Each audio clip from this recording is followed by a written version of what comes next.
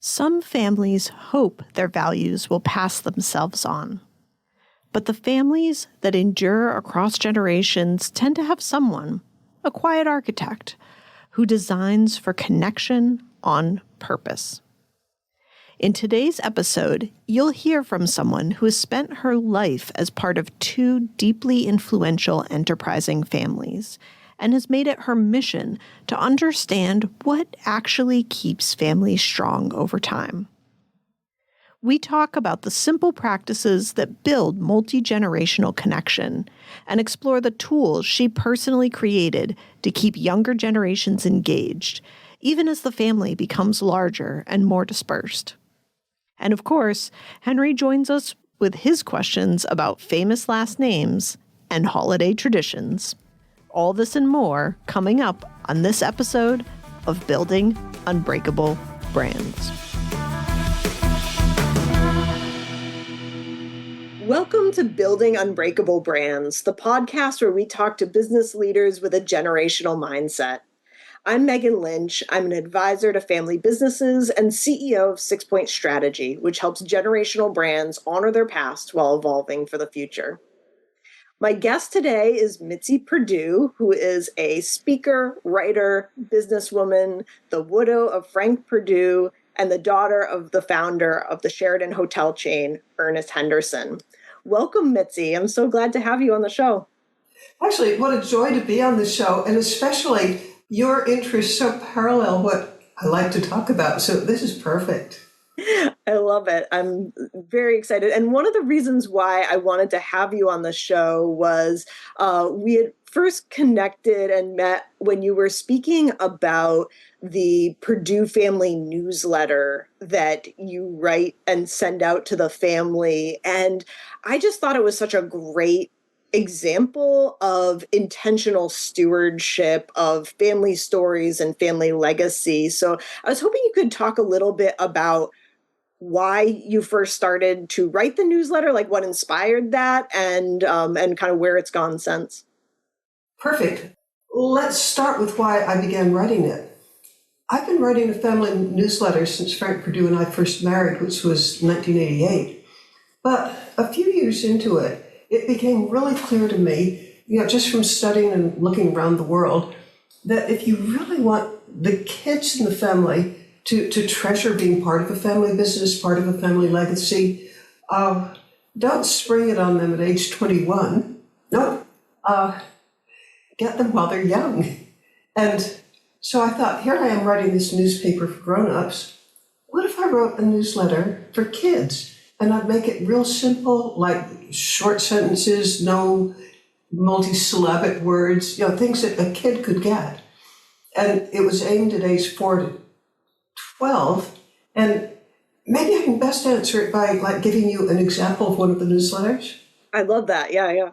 Okay, I'm going to mention, since Thanksgiving is coming up, with Thanksgiving, we have a family tradition that goes back, the company started in 1920, and we haven't been having Thanksgivings that long, but we've had them a long time.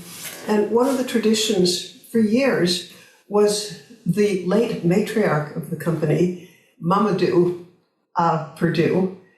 Mamadou would make her fabulous Thanksgiving biscuits, and she'd make them, and the family would gather around, and the kids would get to see her, and everybody's eager to eat her biscuits. But the really special thing about it, from my point of view, was she'd whip up the batter, and then she'd put it on a baking sheet, cover the baking sheet with aluminum foil, drop the biscuits on it, bake it, remove the biscuits after they're cooked.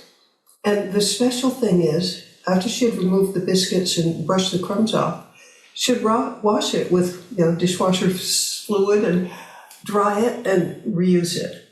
Now, what's special from my point of view, every newsletter I write has a message of culture, who we are and how we do things.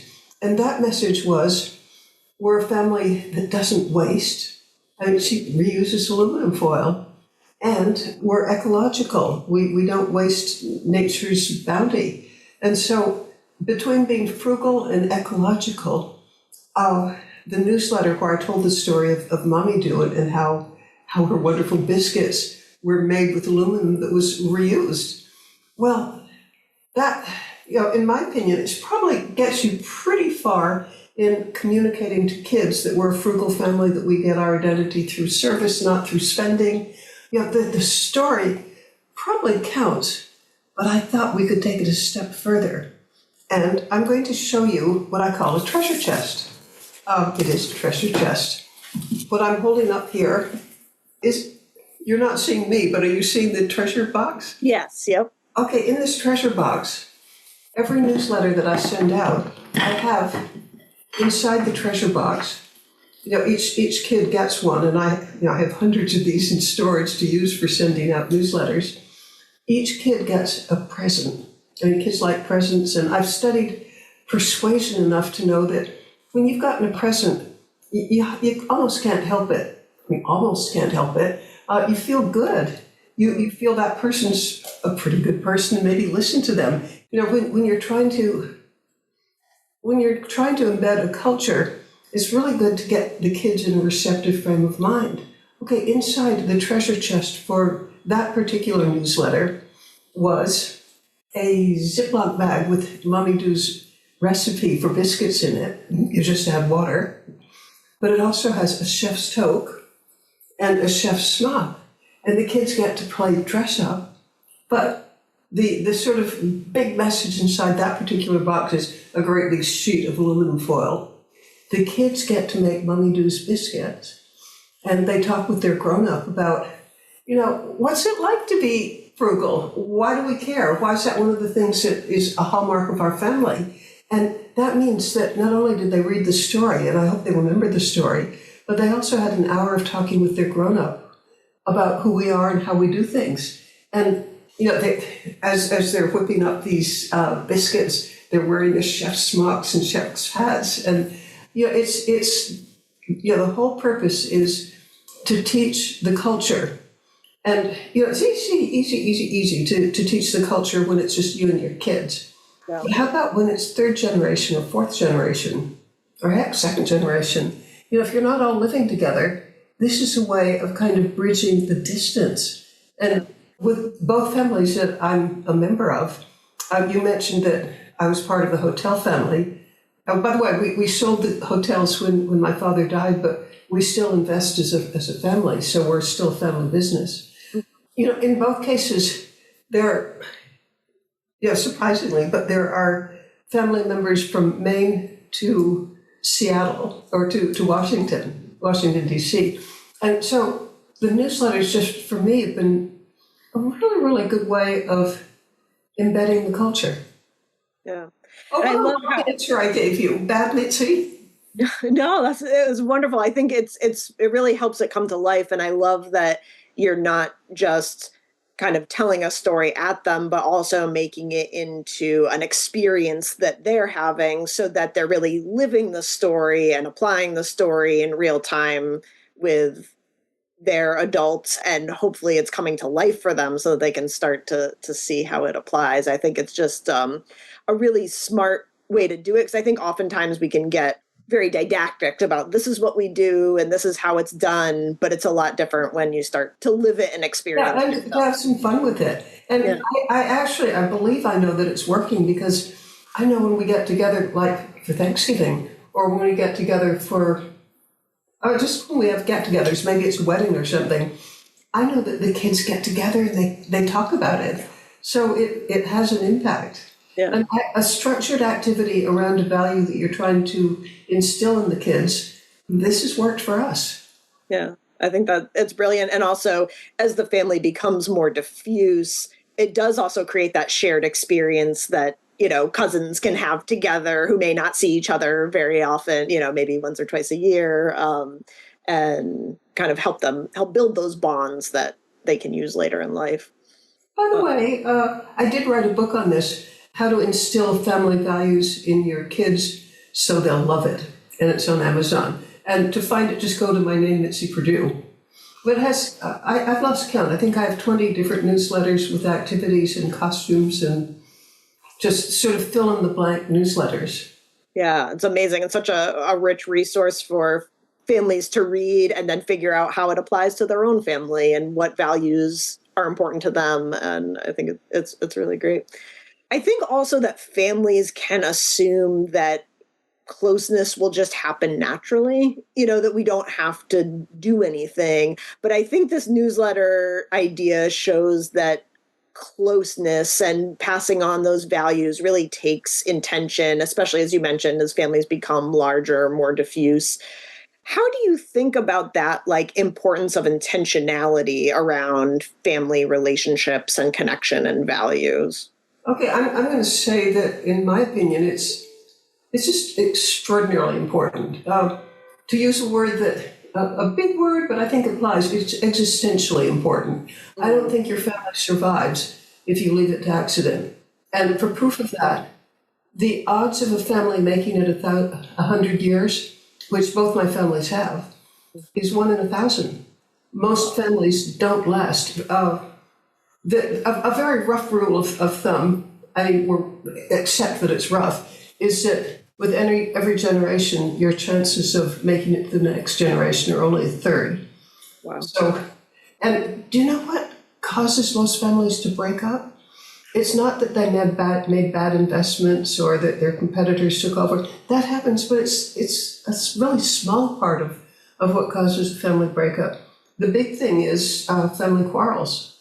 So in both my families, we put a huge effort on making sure that we didn't blow each other up by a huge family quarrel. And I'm going to guess you're going to ask, how do you do that? Yeah, absolutely. Okay, both families, quarrels are inevitable. I believe there's no such thing as a family that doesn't quarrel. We all quarrel robustly, but the rule in both families is we don't take the quarrels public. And in the case of the Hendersons, the way we expressed it is we don't wash our dirty linen in public. And we've had some ferocious disagreements. Example, when we were deciding, I think it was 1967, when my father died, and there was a question of, do we keep the Sheraton Hotels in the family? And some of us thought, oh yes, we've got to. And others thought it doesn't make sense. And feelings were intense, but nobody went to the press or went to a lawyer to deal with it. And the end result is we did sell the company. I was kind of against it, by the way, but because we didn't fight, the rewards are that now, even in 2025, the family reunions keep on and we're still a united and strong and loving family. The Perdues have almost the same attitude, which is what we call the covenant, which is it's okay to fight. In fact, we even want you, if you've got something you feel strongly about, don't hide it and let it grow. No, bring it out and deal with it. And if you have to speak strongly, yeah, you do. So we're kind of okay with quarrels, but not that we love them, but we just recognize that they're important. But the covenant is you don't go public with them. Yeah. Yeah. And I love that each family has their unique way of articulating that value, but it's a similar shared value between them that's helped keep both strong. That's really cool. Yeah. In fact, something that puzzles and amazes and pleases me is, I grew up in a family that is a business family and that's long-lived.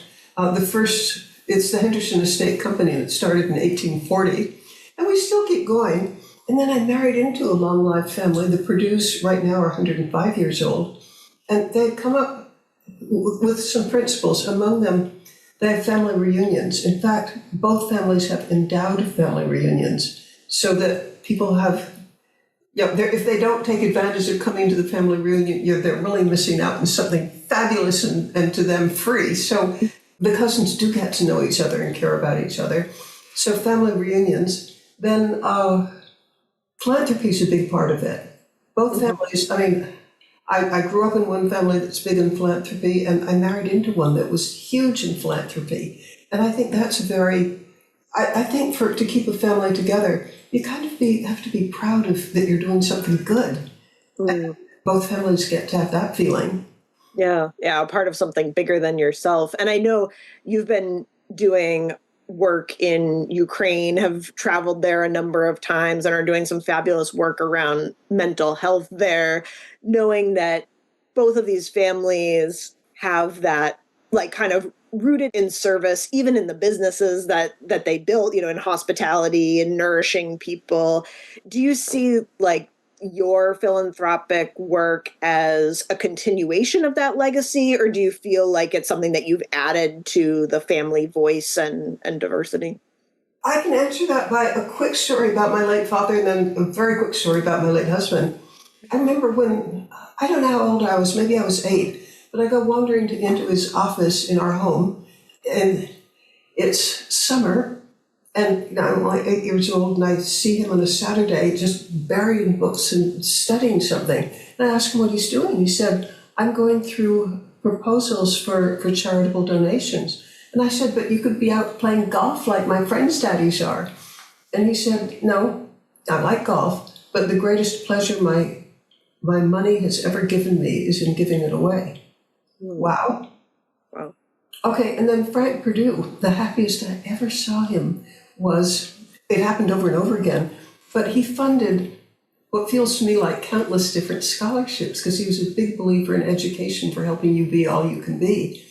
So the happiest I think I can ever think of him is when somebody, maybe who'd been out of college 10 or 15 years, would come up to him in a restaurant or an airport or something and say, Mr. Perdue, the scholarship that you gave me means today I'm married, I have kids, I'm happy. It wouldn't have happened without an education. And for hours afterwards, Frank would just be beaming. So I think I have 2 role models who are very important to me, who are very philanthropic.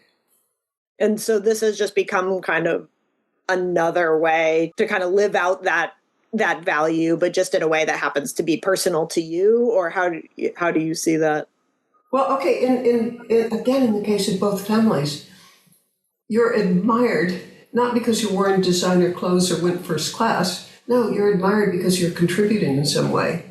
So I do think it's part of the culture from both families that I grew up in that giving back was all important. And in my case, Ukraine, it's sort of by accident, but I am a writer by trade. That's what I do. I've written a story for Psychology Today on human trafficking in Ukraine.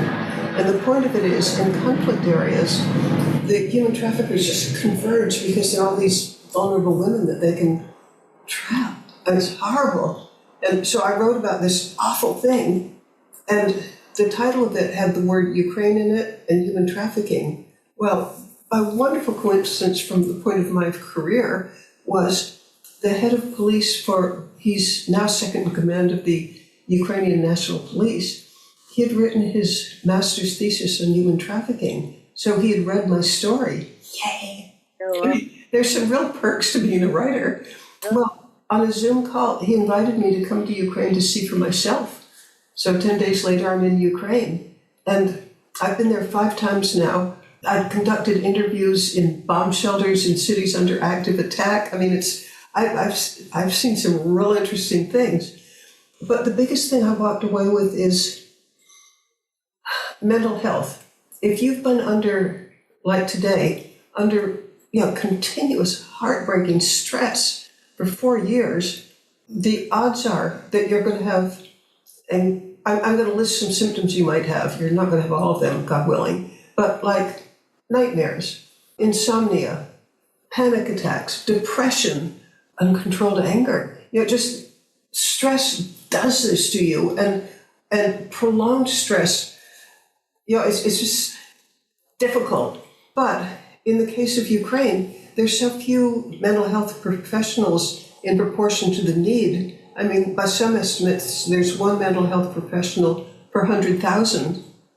I mean, you're not going to get counseling. And yet, counseling can do you so much good for things like insomnia or depression or just a whole host of things that a little bit of counseling can help you so much. So I have a little bit of a background in artificial intelligence. And I suggested to General Petraeus, what if we used a chat GPT kind of thing to provide kind of first aid for people who can't get counseling with a real person? And it kind of grew. Here's where we are now. Imagine that I'm holding up my palm. Imagine that that's a smartphone. Ukrainians have fabulous numbers of people. The odds are if you're in Ukraine, very likely have a smartphone, and you can get access to the internet free, courtesy of Elon Musk. And with this artificial intelligence thing, it's available to you free, 24/7, if you're depressed in the middle of the night, or whatever your symptom, or whenever you have it. You can call and you can get amazingly good advice, but it's from artificial intelligence, and it's built by Ukrainian mental health professionals so that it's appropriate for you and your culture and what works there. And I'm pretty excited about it because the result, we're still testing it, but we're testing it in larger and larger groups, and the feedback we're getting, I think, is amazing. And then I quickly need to say that I don't think we're going to cure anybody, although I'd like to. But what the tests do seem to reveal is we can make the burden a little lighter. It sounds like amazing, impactful work, and such an amazing way to kind of pair the technology with the emerging needs of people, on the ground. So, and solve, use technology to solve a problem that, years ago people would have looked at totally different ways to solve, we just need to train therapists. They just plain would have suffered, and then it becomes generational, because if you're dysfunctional because you're depressed or unreasonably angry, or I personally think insomnia is a bigger problem than would recognize, because if you're not getting sleep and then you have to go to work at 8 a.m, and then you go back and it's horrible. Yeah. And there's a lot that's known of good advice to give to people who have insomnia. Yeah, that's amazing. And hearing you speak about that kind of like spirit of philanthropy, of seeing big problems in the world and feeling a sense of not just agency in solving them, but like a real sense of, this is who we are and this is what we do. We help in these situations. And then also thinking about this culture of like, we're a force for good in the world, and we also keep our own, encourage disagreements, keep them private. It really makes me think about a lot of what we see in generational businesses, which is the stories that you preserve and you nurture become the culture that you're creating, yes, right? Yes. So if you're telling stories about strife and disagreement, and that's the public story, then that's what you perpetuate. If you're telling stories of generosity and impact, then that's the story, that's the culture that you perpetuate. And it seems like that's kind of at the heart of a lot of what you're teaching, is that we have to just be careful of the stories that we're telling and the impact of them, not just on the current generation, but on future generations. Yeah, I've come to believe that we are the stories we tell ourselves. Oh, and one other thing that I want to add to what I said about family quarrels.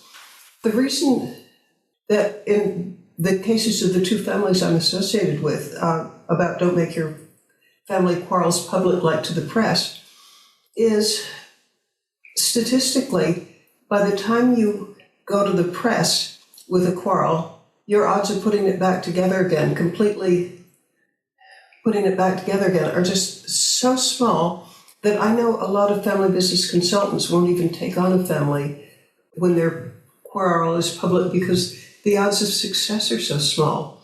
On the other hand, I have seen this like the Henderson family, when you can be just furious at each other, and yet, I don't know, a couple of months later, you forgot it, because the least said, easiest mended. But on the other hand, both families, I'm repeating myself, but it's so important. We don't believe in squashing down the argument and not dealing with it. It's just right. We don't do it in public. Yeah, it's just how to have a healthy disagreement as opposed to something that you then lose control over, and exactly, and you end up putting the family relationships at risk. Now, you know what? Maybe the goal is, since every single family in the world is going to have quarrels, you want a healthy quarrel where the disagreements are brought to the fore and you try to deal with them. So you don't want to squash them down and not deal with them, because I think they grow up and get back bigger. And you also don't want to take it to the public because it's so hard to cure if there are other parties involved. I also am against I can love lawyers, but I don't want lawyers involved in a family quarrel because, my own experience at 84, I've seen a lot of family dysfunction. And, again, it's my belief that by the time you have adversarial lawyers involved, I've never seen a family put it back together. Yeah, if the goal is longevity of the relationships, you want to keep all that stuff out and figure out how to have those disagreements and resolve them through other ways. It makes a lot of sense. I just was also thinking too, I'd love to know if, like, when we think about, like, if we are the stories we tell, and I think a lot of families kind of underestimate the cost of losing some of those, that institutional memory or those family stories. I'm curious if there's like one memory from maybe like your early days with Frank or part of the Perdue company, like if there's one story or memory that you have that, like, oh, if I could take this and make it a part of every employee's onboarding at Perdue, what would you bring? Or maybe something from your father, that you would love to see people at Sheraton hotels remember or be a part of their experience. Well, I think one of the things about Frank Perdue is, first of all, he was amazingly frugal. He built the company, I think, for just love of building something that provides jobs and provides food.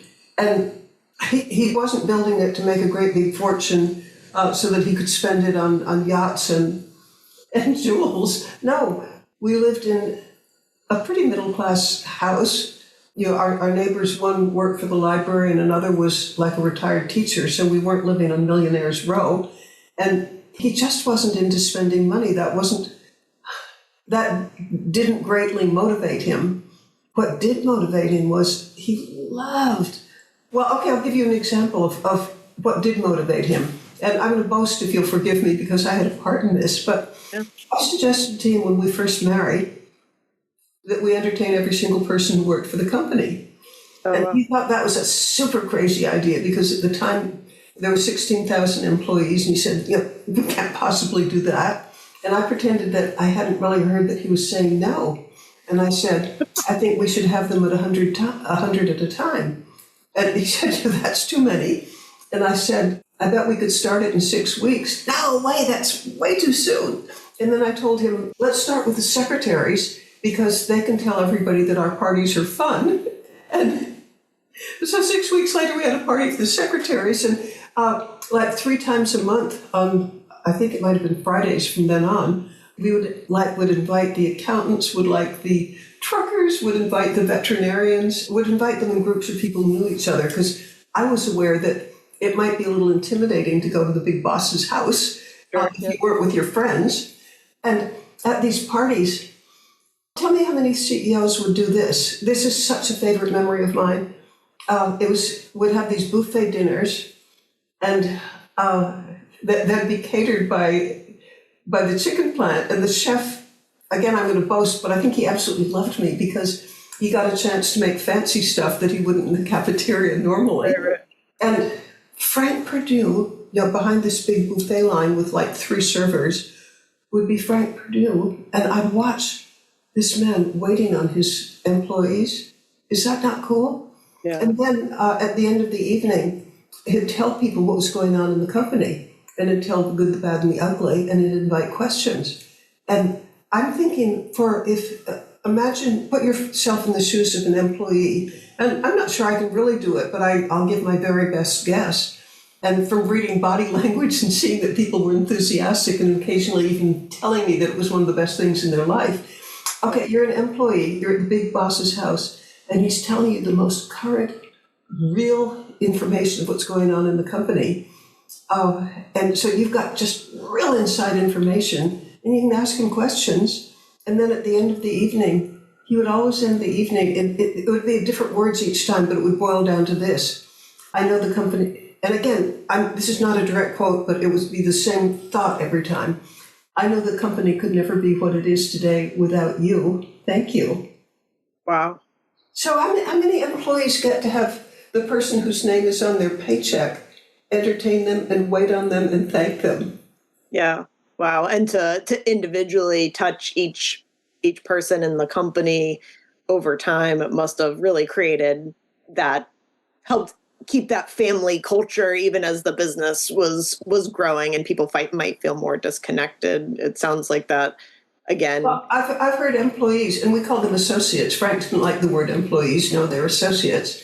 But I've had people after his passing tell me that, like one guy, but he's typical of what I heard from many. He was driving along Highway 50 in Maryland, and he heard that Frank Perdue had passed, and he said he pulled his car over to the side of the road and just put his head and his hands on the steering wheel and bawled.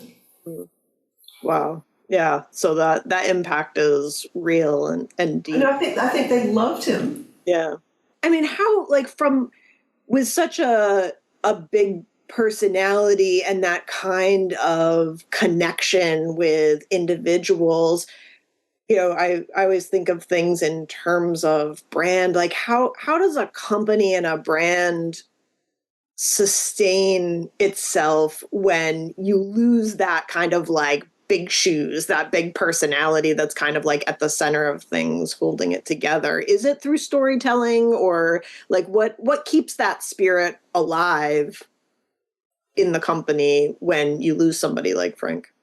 Well, we were divinely fortunate in Frank's son, because I can remember, probably 15 years before Frank passed, his son was telling me that we all understood that Frank was sort of a force of nature and larger than life, but we also understood that the personality it takes to grow a business isn't the same personality that keeps it running smoothly. The entrepreneur breaks all the rules and is bull in his china shop. By the time you get to when Frank passed, I think it was 20,000 employees. At that point, to keep it running smoothly, you need a whole lot of management principles, which Frank never studied, but like chain of command and Jim Perdue had a master's in business administration, and he was just right for the succession and for what happens next. There are 5 family members in the family, and I think any one of them could run it. Who's going to come out on top? I don't know. I watch with great fascination. No, I think the company's been blessed. So it's really just making that room for, the core family values being at the center, but then leaving room for different personalities and styles to be able to come forward and lead at different times in the company for different reasons. That's kind of, it sounds like it's at the heart of it. Okay, in a word, yes. Yeah. You're listening to Building Unbreakable Brands, the podcast all about brand stewardship and crafting an enduring legacy. I'm speaking with Mitzi Perdue. And now my son Henry is here to be the voice of the next generation with some questions for Mitzi.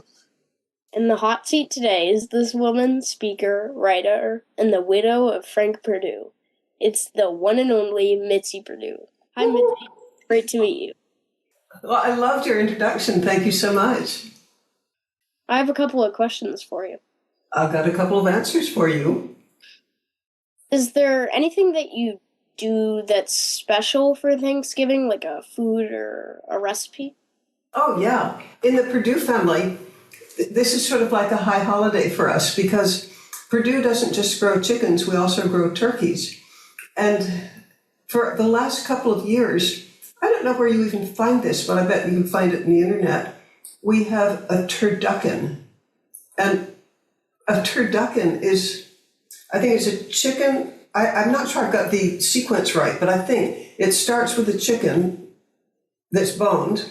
You stick that inside of a duck that's been boned, and inside you stick that whole thing inside. And again, it's boned, so it's just meat, and you stick that inside a turkey, and so it's a turducken. And when you slice through, you're getting turkey, duck, and chicken, and that's just the coolest thing.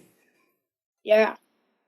So, what's it like to have a famous last name like Perdue? Is it stressful to have to live up to the name, or is it exciting? What a great question. I think it depends on your personality. I know some people who don't love it. I, on the other hand, think it's the greatest thing in the world, because I'm really proud of the product and I'm proud of the family. And I love it. But to answer your question fully, I know quite a few women. They're much older than you, but they have famous last names, and they don't even use it. I'm going to make up a name, just to protect the innocents. But supposing your name is Rockefeller, you might not want the world to know who you are and judge you right off. And I'm not giving a real example. I just picked the most famous name I could think of. But the person will actually choose a different name, like my name's Mary Smith. So you never know how famous their name is. I don't take that attitude at all. I'm so proud of my family that I love to talk about it. So, why did you decide to start your therapy resources for Ukrainians who are experiencing war trauma? Oh, I love your question. Thank you. The answer is I have a purpose in life, and I've had it for probably most of my adult life. I feel that I'm here to increase happiness and decrease misery. And my whole life I've tried to develop skills like public speaking or writing or fundraising or management. It's just so that I could be as big an influencer as I possibly could be to increase happiness, decrease misery. Well, when I was in Ukraine, and I've been there five times during the war, and I've been there when cities are under active attack, and even when there were like missiles going overhead and you could see them. So I've really been in an active combat, an active war zone. But since I've always been looking for the biggest thing that I could do, I hope, I'm not even sure I'm right, but to try to increase happiness and decrease misery. Mental health issues like you can't sleep, or you're really sad all the time, or you can't help being angry, or you're afraid.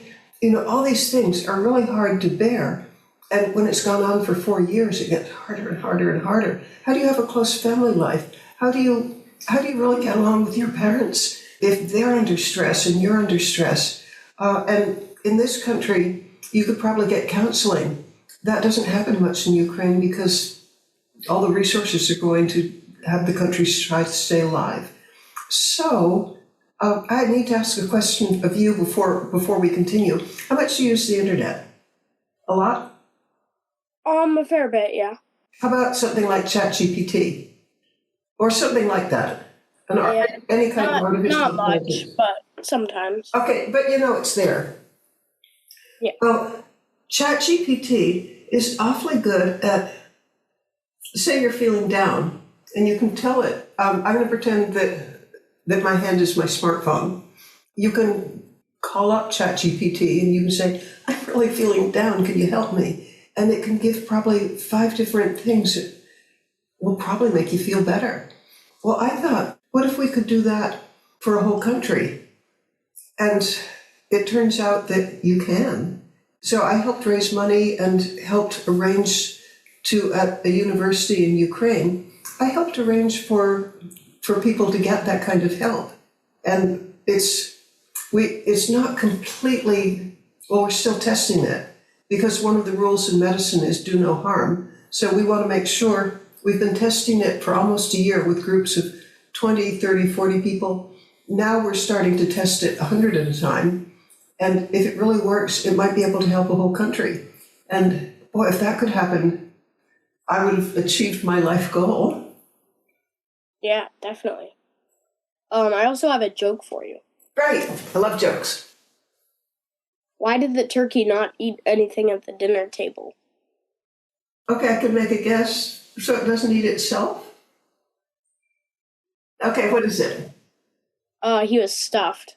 Love it. I'm going to tell that at the Perdue Thanksgiving. I love it. Just great. Thank you. Thank you so much, Mitzi. This was a wonderful conversation, and I think listeners will learn a lot and take a lot away from your stories. If they want to learn more about the newsletters, about your work, where can people find out more? Okay, first come to my website, and that's mitziPerdue.com. And the one tricky thing is please spell Perdue right. It's P-E-R, because there's a university that's spelled differently. So I don't want you to go to the university. I want you to go to me.